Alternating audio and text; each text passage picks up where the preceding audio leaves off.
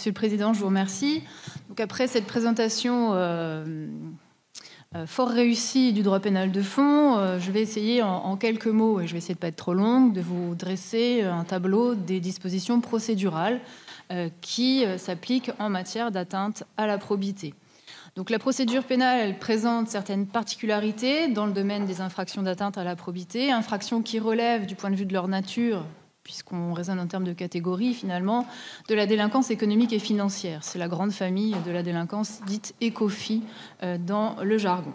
Alors cette nature particulière sur le fond emporte certaines conséquences sur la forme qui nous convient de présenter. Le domaine des manquements au devoir de probité pénalement sanctionnés présente ainsi des particularités d'ordre, on va dire juridictionnel ou institutionnel, et procédural à proprement parler. Donc je vais adopter ce plan en deux parties très simples. Donc s'agissant des particularités juridictionnelles pour commencer, elles se présentent sous deux formes, là encore, l'existence de différents niveaux de compétences juridictionnelles et également l'existence d'un parquet judiciaire spécialisé. Donc ça va être les deux points que je vais adopter. Différents niveaux de compétences juridictionnelles. Alors, en matière de délinquance économique et financière, il existe différentes juridictions, différents niveaux de compétences, avec d'abord les JIRS, c'est-à-dire les juridictions interrégionales spécialisées, qui datent de la loi Perben II et qui ont été mises en place en octobre 2004. En ce qui concerne la Nouvelle-Calédonie, il s'agit de la compétence concurrente de la JIRS de Paris, dont la compétence territoriale s'étend aux cours d'appel de Paris, Bourges, Orléans, Versailles, Mamoudzou, Nouméa, Papeete, Saint-Denis de la Réunion et au tribunal supérieur d'appel de Saint-Pierre-et-Miquelon.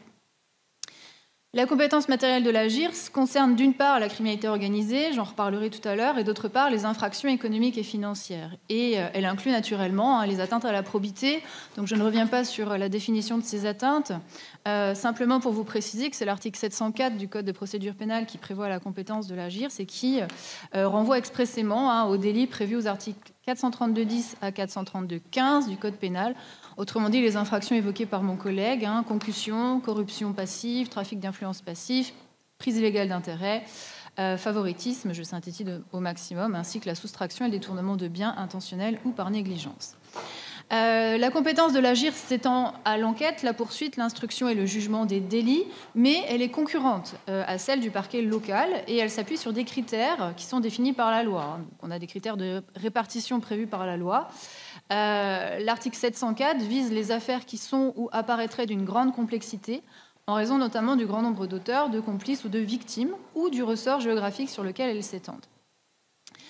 Le choix entre maintien de la compétence du parquet local et compétence de la JIRS s'opère au cas par cas, dans l'idée que la JIRS de Paris ne se saisira que lorsqu'elle pourra apporter une plus-value au traitement du dossier, selon les termes employés par le procureur de Paris, Rémi Heitz, à l'occasion du colloque organisé par ma collègue en Polynésie l'année dernière. S'agissant de l'action du parquet de Paris dans les Outre-mer, le procureur de Paris expliquait à cette occasion que bien souvent, la saisine JIRS s'explique moins par la complexité du dossier, toujours cependant requise pour fonder cette compétence, que par la difficulté pour le parquet local de conserver l'affaire en raison de la qualité des suspects, notamment s'agissant des élus. Ceci expliquant que la JIRS de Paris soit amenée à connaître d'affaires d'atteinte à la probité dans un souci finalement de bonne administration de la justice.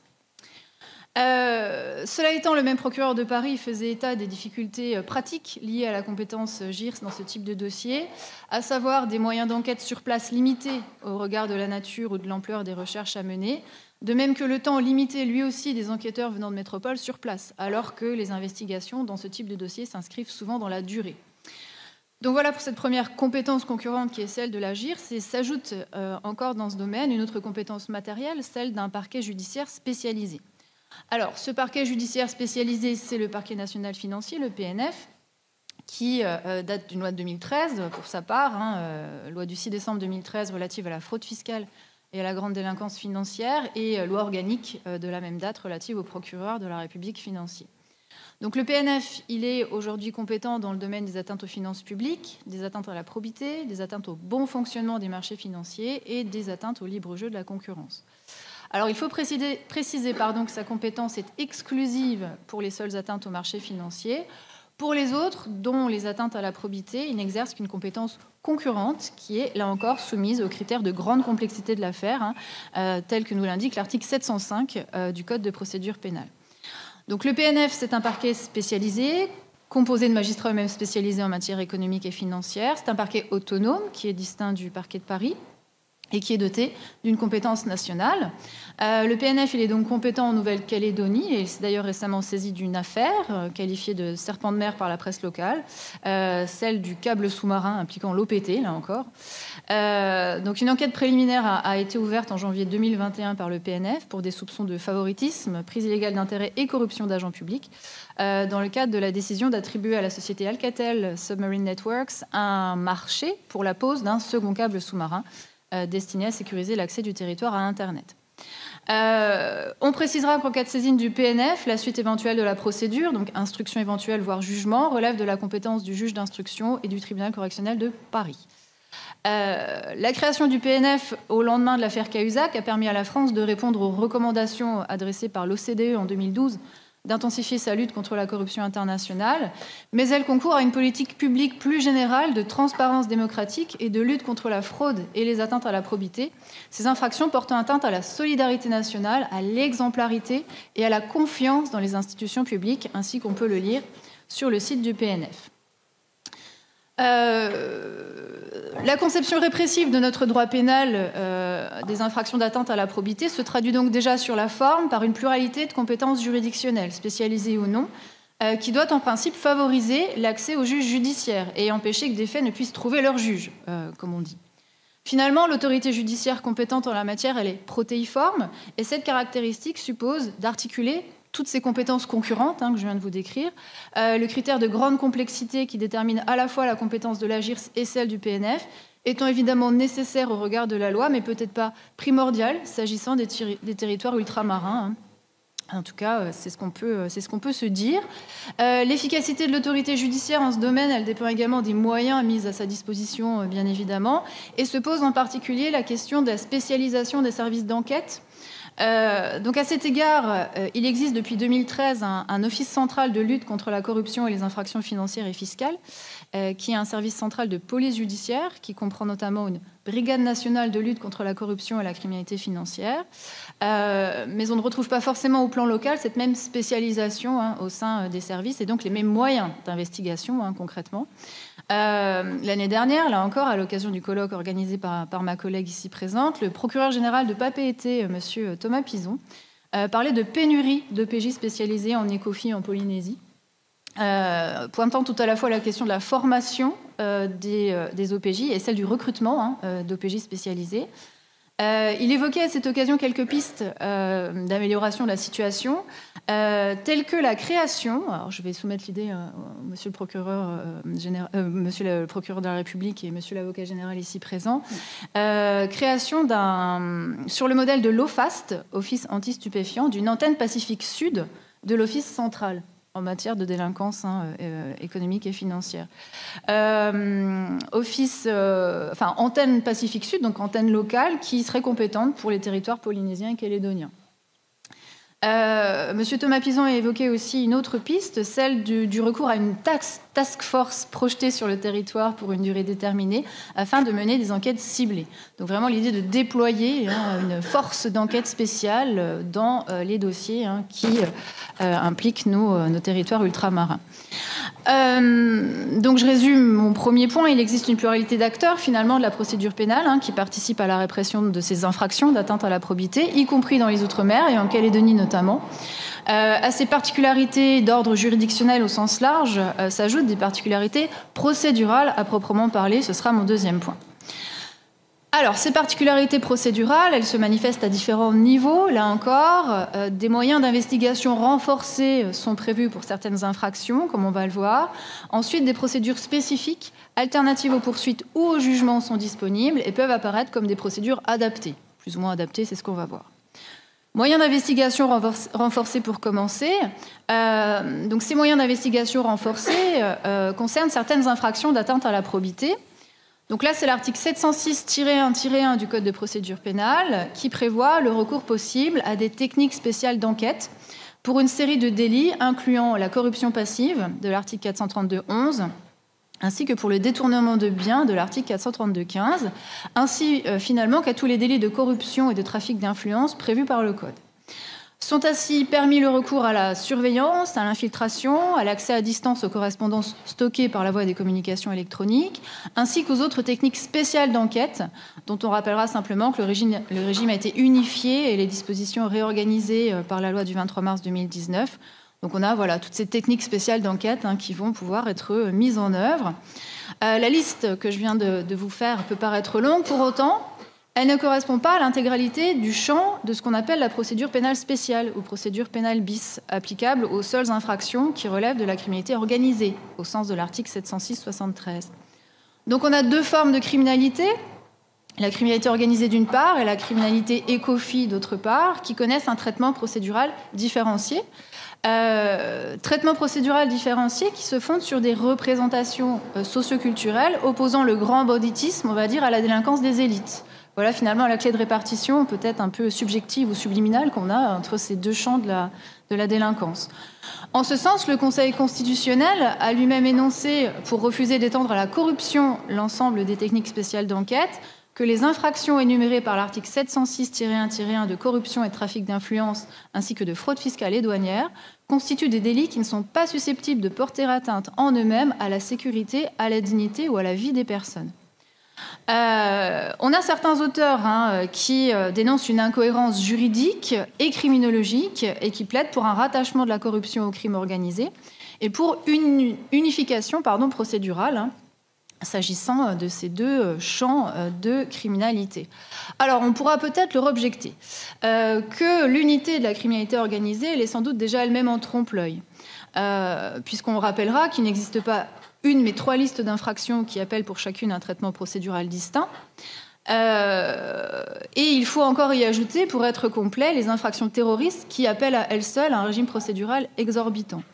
Donc en fait, la notion de criminalité organisée, telle qu'elle est traduite dans la loi, elle est donc elle-même protéiforme et il en découle déjà un régime procédural fractionné. Donc je reviens à mon propos s'agissant des infractions d'atteinte à la probité. En la matière, les moyens de la procédure pénale spéciale sont donc limités, c'est ce qu'on retiendra. Donc ça signifie notamment le recours au régime de droit commun de la garde à vue et des perquisitions, puisque c'est souvent évidemment ces deux éléments qui font la différence entre les deux régimes. Donc, moyens limités, en plus d'être restreint à une partie seulement des infractions d'atteinte à la probité, puisque toutes les atteintes à la probité ne sont pas visées à l'article 706-1-1. Alors, évidemment, se pose la question de savoir si cela constitue un frein à l'efficacité de la répression. Là encore, je me permettrai de poser la question aux magistrats ici présents. Outre ces moyens d'investigation renforcés, il existe aussi, dans le domaine des infractions d'atteinte à la probité, des procédures adaptées.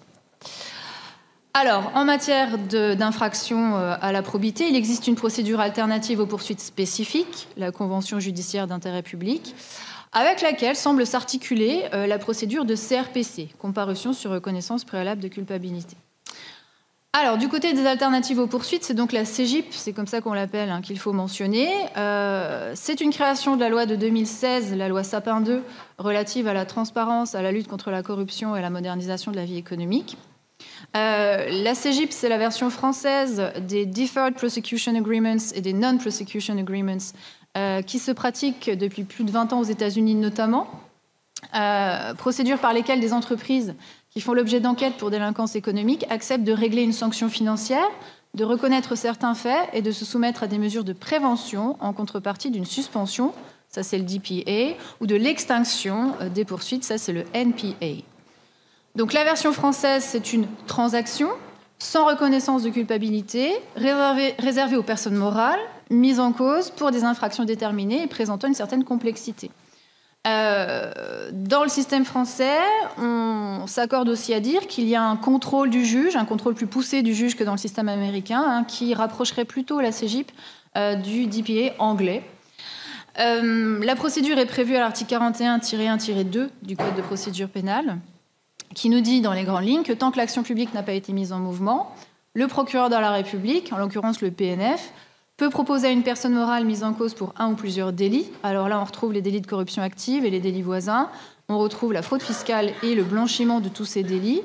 De conclure une convention qui porte obligation de respecter une ou plusieurs obligations, parmi lesquelles celle de verser une amende d'intérêt public au trésor public, dont le montant est proportionné aux avantages tirés des manquements constatés, dans la limite de 30% du chiffre d'affaires annuel, je précise.